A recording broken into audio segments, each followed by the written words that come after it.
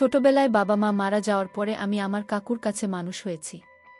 কিন্তু কোনোদিন স্বপ্নেও ভাবিনি যে সেই মানুষটি আমার সাথে এত বড় অন্যায় করবে। আমার নাম রুমি। আসলে ছোটবেলায় কাকু আমার প্রতি ওই ধরনের ব্যবহার বুঝতে পারতাম না।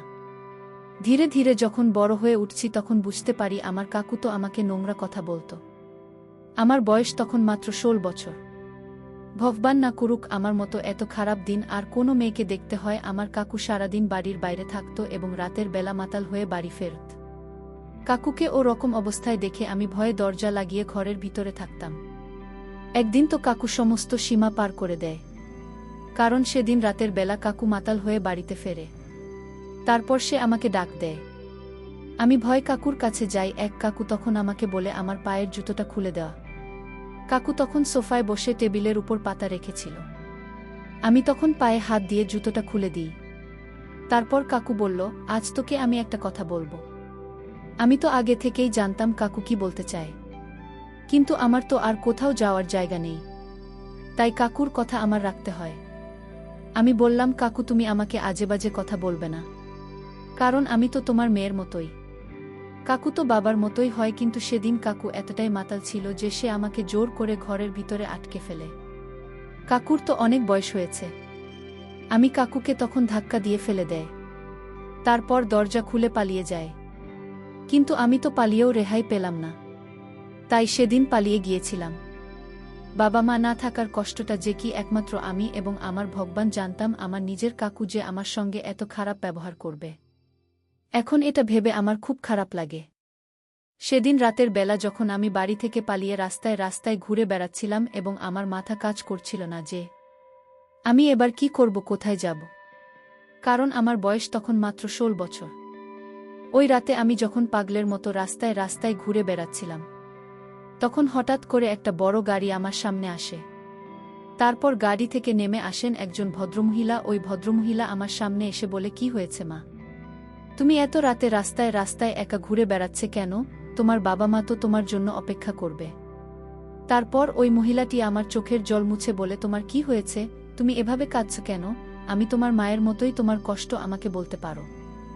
ওই ভদ্রমহিলাকে দেখে আমি আন্দাজ করতে পেরেছিলাম যে উনার বয়স কাছাকাছি প্রায় 50 বছর হবে।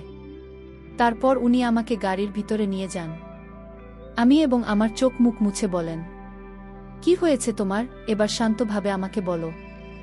বাবা মায়ের মারা যাওয়ার পরে এত বছরে আমাকে এভাবে কেউ মাথায় হাত দিয়ে মায়ের মতো করে ভালোবাসা দেয়নি। আমি তখন ওনাকে বলি যে ছোটবেলা থেকে বাবা মায়ের মারা যাওয়ার পরে কিভাবে আমার নিজের কাকু আমার সঙ্গে খারাপ ব্যবহার করত, এবং ওই ভদ্রমহিলাকে এটাও বলি যে আমি আর কাকুর কাছে থাকতে চাই না, কারণ কাকুর কাছে থাকলে উনি যে কোনো সময় বাবা ও মেয়ের সম্পর্ক খারাপ করে দেবেন, কারণ কাকুরা তো বাবার সমতুল্য হয়।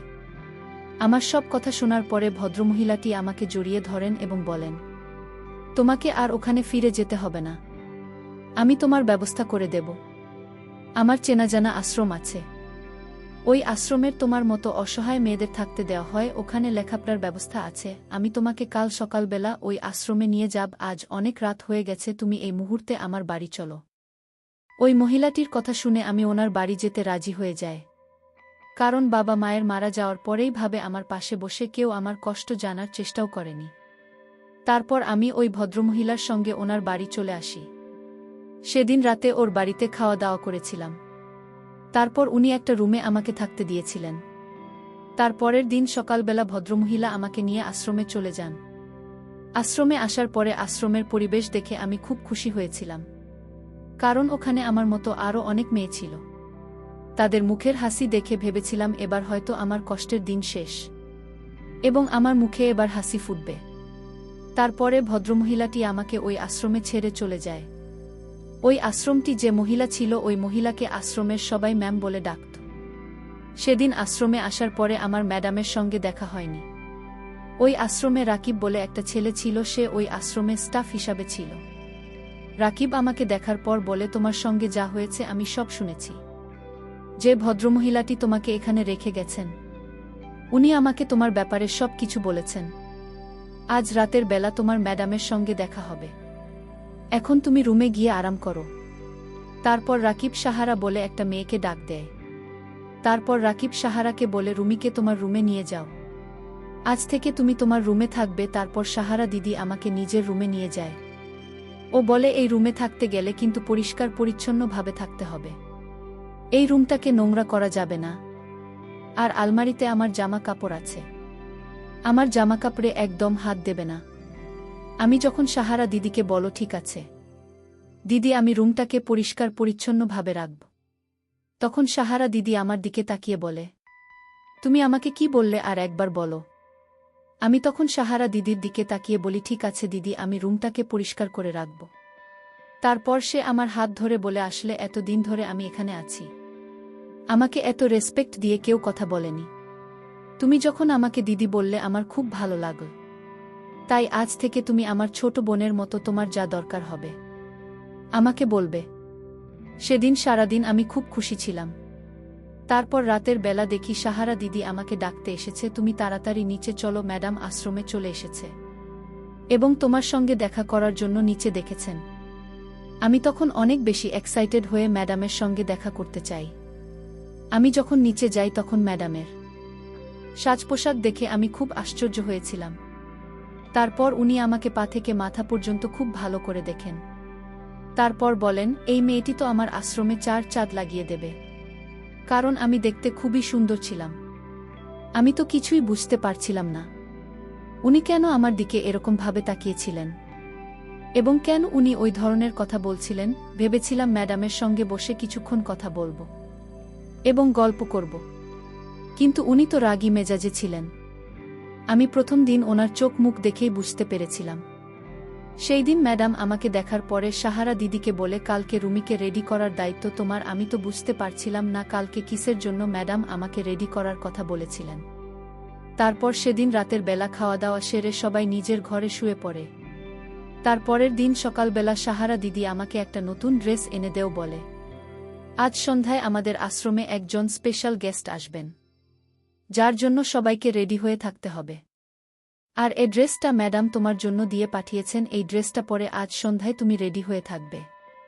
সেদিন সারাদিন কেটে যাওয়ার পরে সন্ধ্যাবেলায় আমি খুব এক্সাইটেড ছিলাম এটা দেখার জন্য যে আমাদের আশ্রমে কে আসবে।